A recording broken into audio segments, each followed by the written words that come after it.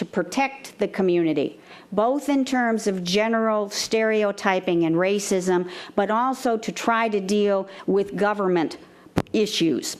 Lines of communication, I think, are also vitally necessary to develop with other like-minded ethnic organizations, civil rights organizations, community organizations.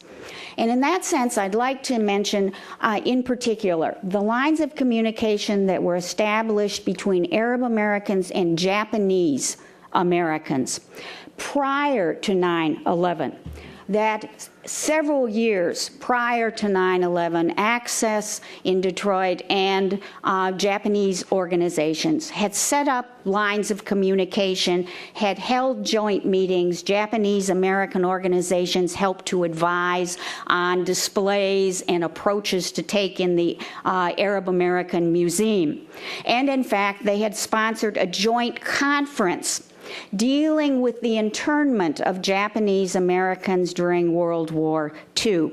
Well, the result of this is that after 9/11, Japanese Americans were aware of and sympathetic to the problems of Arab Americans, so that when a congressman, unnamed, a Republican from North Carolina, I will say, supported in positive terms on the radio the possible internment of Arab Americans, comparing it favorably to the internment of Japanese Americans during World War II.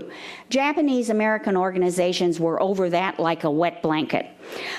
They immediately publicly repudiated the congressman, called for his resignation as chair of the Subcommittee on Crime, Terrorism, and Homeland Security, and said publicly, and I'll quote here, "Our country must create policies to defend our national security without violating the constitutional rights of whole communities based on race, national origin, and religion.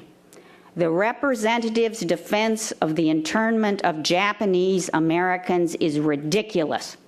However, after 9/11, and this is the downside to this and my conclusion, many Arab Americans to the present continue to feel vulnerable and embattled in their own country.